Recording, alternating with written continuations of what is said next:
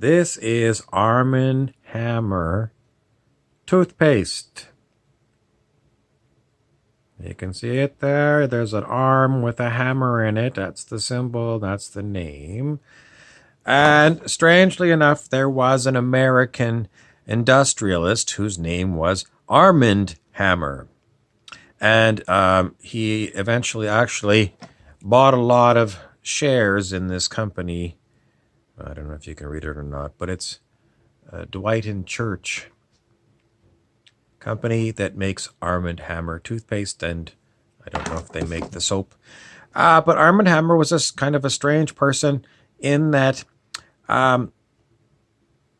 he was being used by the American government to back channel with the Russian government. What does that mean?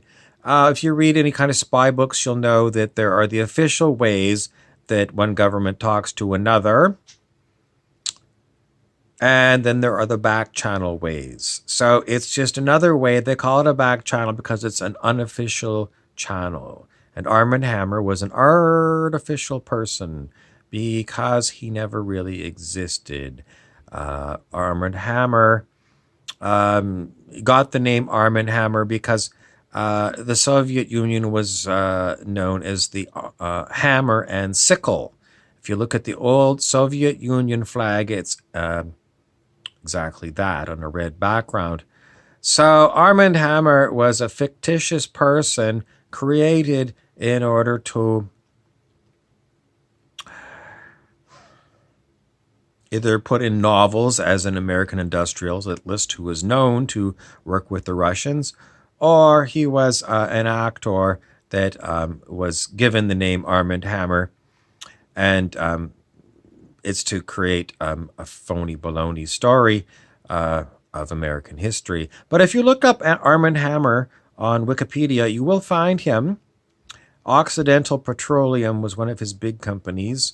They say that he was of a Jewish extraction from the Ukraine, which everyone knows was part of the Soviet Union. And his grandson is apparently an actor in Hollywood and goes by the name Armie Hammer. How do I know any of this stuff? I'll just go with I know. And what else do we want to tell you about Arm & Hammer? We want to tell you that, generally speaking, there really was no Arm & Hammer, and there was no back channel to the Soviet Union through this fictitious person who was supposed to belong to Occidental Petroleum back in the day. You can go look him up. There's some other odd things about him, like he was pardoned by President Bush for doing something wrong. And why is it that you would pardon a fictitious person?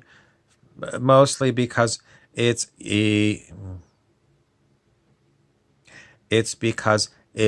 trying to keep the person Arm & Hammer as a real person, so that they can continue to use the Hammer name.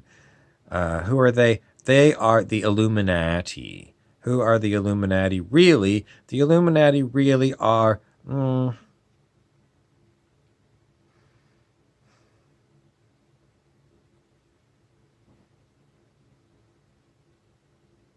Illuminati are no. The official story, if you looked up the Illuminati, is they are the elite bloodlines on planet Earth. In other words, the rich and famous and, like royalty and just long-time business families that own, vast tracts of land. But in actuality, the Illuminati doesn't exist. The Illuminati is a fictitious thing created to keep us hating something or to blame something. Why do I say that? Because nothing is really real in this world. We call it the Matrix from the Matrix movies. Some people do. Some people say it's a flat earth. Some people say it's a globe. That's what they learned in public school. What are we really in? We're in a holodeck, just like in Star Trek The Next Generation, a holodeck. And that's the way things operate in this holodeck. So, what else can I tell you about Army Hammer? The actor Army Hammer is not Army Hammer. That is a CGI generated character. They even admit that in one of his films, I think it was The Social Network, he played twins, and they used his face for both twins using CGI. So you might as well go all the way and say the whole damn character is CGI and doesn't exist. Well, it's no big deal. I mean, we saw Carrie Fisher, the dead Carrie Fisher, in the last Star Wars CGI, and there's a hologram of Whitney Houston, the dead singer. You can go and pay good money to see a hologram of her singing. Strange but true. Oh, I saw it in the paper yesterday. So, why are people using fictitious computer-generated characters and holograms to weave a web of lies? Well, usually I say follow the money. That's what most people say, follow the money trail. Well, I imagine they're going to make some money off of Whitney Houston's hologram, but the computer-generated animation actor Army Hammer, they won't have to pay a salary to the computer-generated character, but they want to keep the idea that there are Hollywood celebrities alive. I don't know why. Who are they? Most likely it's the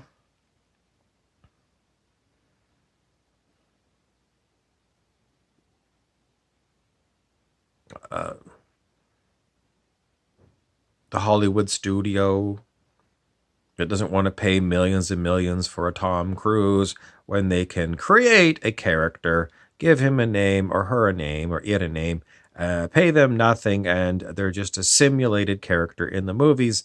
But to your eye, you can't tell looking at the screen in the movie theater if someone is a computer-generated image or if they are filmed human. You cannot tell the difference anymore. So what's the point of paying billions or millions or whatever to real humans to act in movies when you don't need them anymore? We've seen enough animation, and the animation becomes so good that you look and you wonder, well, is it animated or is it filmed human? You can't tell. So what do I want to finish off with Armand Hammer? Why did they create this character, Armand Hammer, way back in the day? It's because we don't have a Russian anymore. Did we ever have a Soviet Union? No. What do we really have? We have a hologram. And the hologram is me. This body is a hologram. And so are you, the one who's watching it. What do you mean? I've got a human body. Well, so do I. But it's a hologram. Why do we say it's a hologram? Because you're simply in a 3D movie of a human life. And you are watching the show from within the human body. But the human body goes about and does what it does to give you a story, and you've got the inside looking, but you're not doing anything. As I said in my earlier video today, you're simply the awareness inside of this. You call it physical, I call it a hologram. It's not you. Maybe somebody saw the movie Avatar. I didn't really watch Avatar, like 10 minutes of it. Or a meat suit. But you are in a 3D movie, in a holodeck, and you've got a human character. So does that mean, well, these human characters, for all intents and purposes, are real. I mean, we call them human. I mean, this one does things. It's 2D for you, but for me, it's 3D. I mean, it's 2D because it's a two-dimensional screen that you're reviewing me on, but I can, tell you that, trust me, I'm a human. made this on a smartphone. But if I was to have a good computer lab, I could create this picture using computers. Everyone knows it. You've seen those apps on your smartphone that change your face from old to young and add, you know, a mustache or whatever, change you from male to female. You've seen these apps. If you haven't seen these apps, go find a 12-year-old. They all know about Snapchat. I think it's a Snapchat thing. So it's all so easy to do. It's trivial now. That's my story about Arm & Hammer. A fictitious person. Back in those days, we didn't have computer-generated animation, so was he an actor or was he real? He was an actor. Why didn't the American government need to talk to the Soviet Union? Well, what for? Why did you need a back channel? It just creates a good storyline in a thriller by the dead author Tom Clancy, or Frederick Forsyth was another one. These people were famous authors used by publishing houses to sell a lot of books. Were they real authors? Pretty much no. They're pretty much, we're going to use the name Tom Clancy because it's a good sounding American male macho name. And, but who really wrote these books? It's most likely going to be a team of different people. And they use the Tom Clancy name all the time because they've got a theme. They're kind of these political military thrillers. And they, why not just one person? Nobody really is a good enough writer to write something that's going to sell millions of books. They need a really good team. They need a huge team of researchers, because if you read Tom Clancy, you're going, wow, I mean, this guy, how does like a civilian know all of this stuff about military technology? He doesn't. There's a team of people who are very good at knowing all kinds of things in the military, and they put it all together. I mean, couldn't it have been like a captain of a... No, he knows way too much for one human being. In other words, it sounds like someone who did a tour of duty on a nuclear attack submarine, and he did a tour of duty in the Air Force and in the Army and in the Pentagon and in the State Department and in the White House. One person doesn't do all that in a lifetime and, become a civilian writer. So what you had was a team of different people from different branches of the government who put their stories together, memories of what they saw, and, let's spice it up a little bit.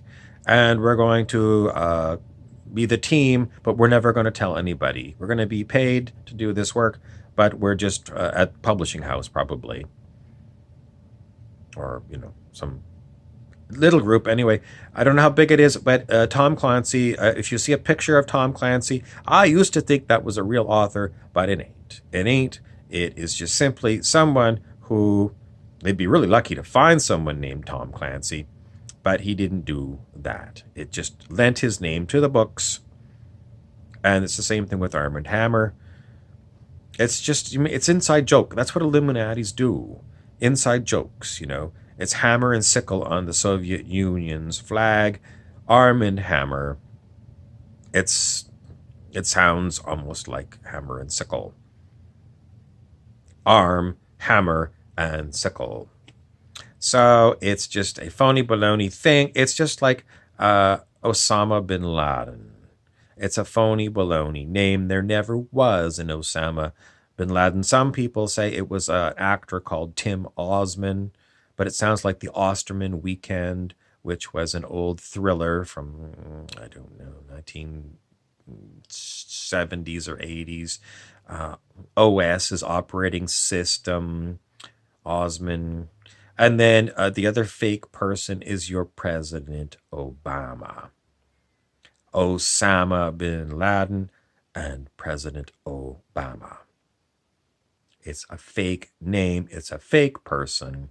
One story that you commonly see is that Obama's mother was in the CIA and his father was an African diplomat, and he was brought up by a Indonesian colonel. And then if you listen to the Way Out There commentator, Andrew Basiago, Osama bin Laden, or Barry Sotoro. Sotoro was the name of the Indonesian colonel who might have adopted the boy. But Andrew Basiago, Project Pegasus, says that there's a jump room. I think it's in El Segundo, which is a offshoot of Los Angeles, that you walk into this jump room and you walk through a portal and you end up on the Mars colony. The Mars colony, I don't know if it's the same colony that you saw in the Total Recall movie with Arnold Schwarzenegger, but basically everything is Hollywood. Is there really well, we're in a holodeck. You should be able to say I'm in the holodeck of Mars, but there is no Mars. There is no planet Earth. It is a holodeck. Is it housed in something physical? Yes, it's housed in a Hollywood basement. You learned that from Red Hot Chili Peppers song Californication. Am I bullshitting you? I wouldn't bullshit you on these things. Don't you have to have ground level physical reality? I used to ask myself the question all the time. Last night I got the answer. No, you don't need a ground level reality to hold a holodeck simulator physical device. There is nothing physical. The best thing I can remember when I was young was the song, Row, row, row your boat gently down the stream. Ha, ha, ha, ha, ha, life is but a dream.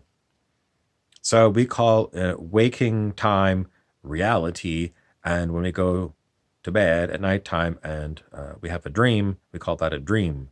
But, sorry folks, this reality when you are wide awake is just as much a dream as when you're asleep dreaming. There is nothing solid here. It is, as Ascended Master Sananda told me many years ago, a great play in consciousness.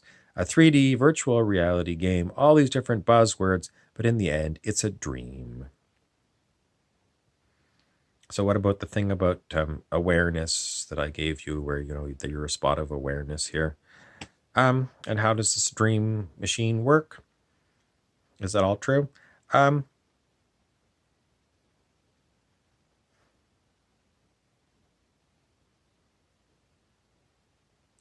Tune in to my next video where I might get you some more information or something funny or something bizarre about something. Whether we ever come back to this talk about dreams, probably I like to talk about dreams.